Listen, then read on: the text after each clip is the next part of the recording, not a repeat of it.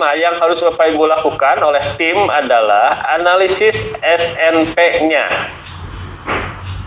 Standar Nasional Pendidikan, dan analisis pencapaian mutu pendidikannya. Yang kedua nanti masuk ke EDM. Bagaimana kaitan EDM, SNP, dan RKM ya. Kemudian ada PPMBK, Pak. Ada PPMBK. Saya ilustrasikan begini. Ilustrasinya begini. Di aspek D itu adalah yang berkaitan dengan pemanfaatan sarpras dalam pembelajaran. Ada indikator seperti begini. Guru melaksanakan proses pembelajaran menggunakan media berbasis digital dan non-digital. Kata kuncinya menggunakan media pembelajaran pada saat proses pembelajaran, baik yang non-digital ataupun yang digital.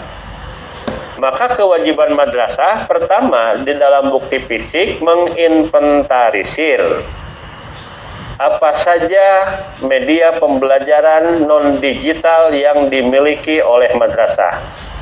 Misalkan kit IPA ada berapa dan sebagainya ya.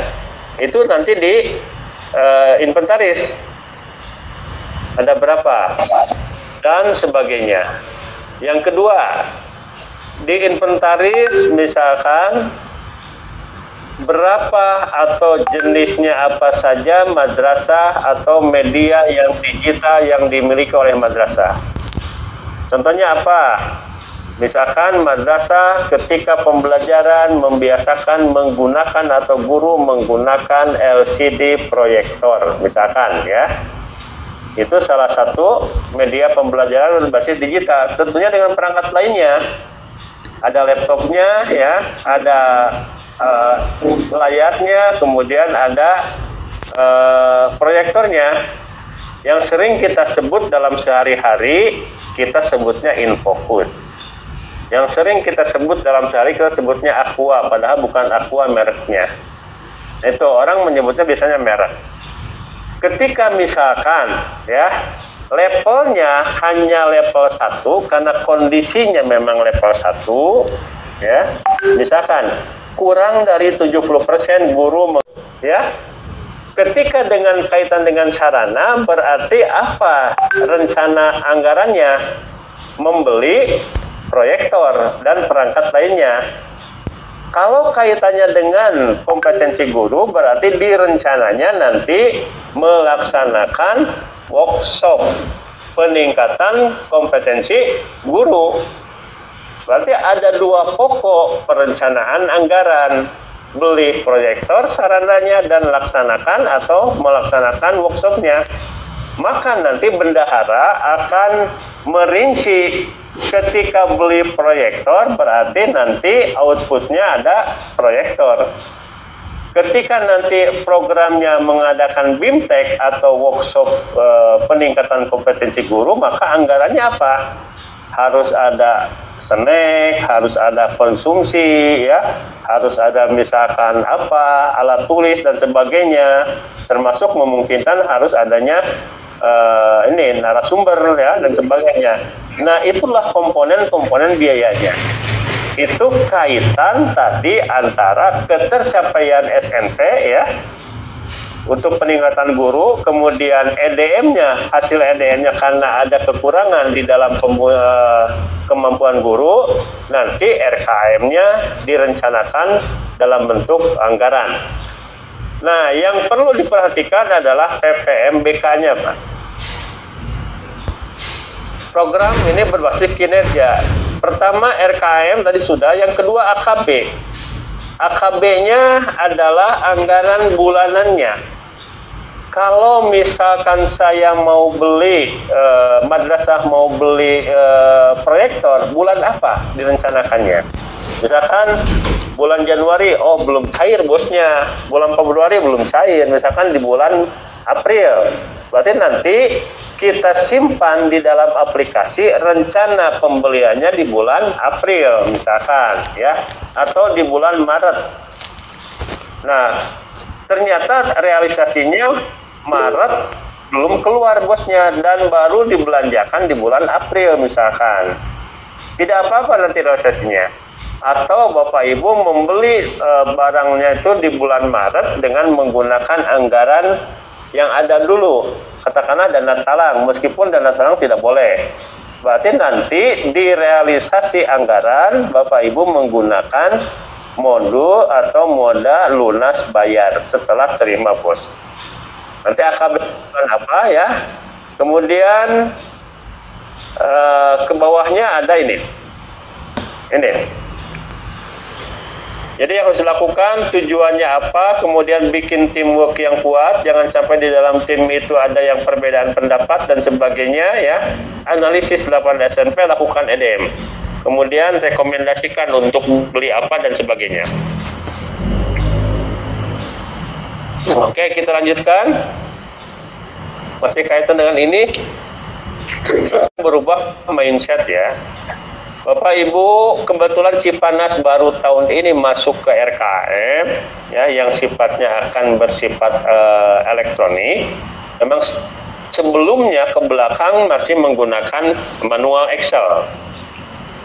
Saya tentu bukan berdasarkan dugaan, tetapi kan saya mengalami jadi bendahara, mengalami jadi kepala sebelum saya ke pengawas ya.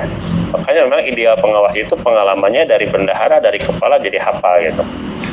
Jadi tahu apa yang dilakukan di madrasah sehari-hari. Kita tidak memungkiri ketika nanti di akhir pada saat membuat laporan, terutama yang masih bersifat manual, ini tidak bisa kita pungkiri. Karena kita memang masih melakukan seperti itu. Kadang-kadang menyusun rencana kerja anggaran berbarengan menyesuaikan dengan laporan realisasi. Answer matrix ya, ketika terjadi seperti ini. Perhatikan, answer matrix ini ada urgent, ada not urgent ya, ada penting, tidak penting ya, ada important, sangat penting ya, ada sangat penting, maksudnya sangat mendesak, ada mendesak, tidak mendesak, kemudian sangat penting dan tidak penting. Itu pasti terjadi di madrasah. Contoh, hasil EDM aspek ini merekomendasikan madrasah membeli laptop. Rekomendasinya. Di hasil yang lain, hasil EDM yang lain, rekomendasinya madrasah memperbaiki sarana prasarana olahraga. Misalkan Pak ya. Di hasil yang lain, rekomendasinya madrasah harus membeli proyektor. Nah, misalkan ada beberapa rekomendasi, nanti ditelaah, Pak. Ya, pertama, dari segi kepentingannya, ini penting atau tidak? Ketika tidak penting, maka delete, hapus. Jangan dianggarkan. Ketika penting, oh ini ada 3 yang penting, ya. Ada 3 yang penting, beli printer penting, beli laptop penting, perbaikan sarana olahraga penting. Ada 3 hal yang penting. Maka nanti perhatikan, urgent tidak, mendesak tidak. Ketika sekarang misalkan belum dibelikan printer, nanti atau belum dibelikan laptop, ada dampak tidak ke dalam peningkatan kualitas pembelajaran. Ya. Ketika misalkan sekarang saya mendahulukan memberi laptop dan mengabaikan perbaikan lapangan, ya, misalkan apa dampaknya nanti? Nah, maka nanti diurutlah mana yang lebih penting itu menjadi prioritas nomor 1. Mana yang sekiranya bisa ditangguhkan menjadi prioritas berikutnya. Cek tim teh gini, sekarang mah lebih penting memperbaiki sarana olahraga dulu. Alasannya supaya siswa kegiatan eskulnya berjalan, kemudian ada nilai jual dan sebagainya. Akhirnya diputuskan itu menjadi prioritas nomor 1. Untuk laptop misalkan nanti tahun depan diupayakan, maka menjadi prioritas nomor 2 dan berikutnya. Nah, itu yang disebut dengan analisis kebutuhan madrasah berdasarkan Eisenhower matrix.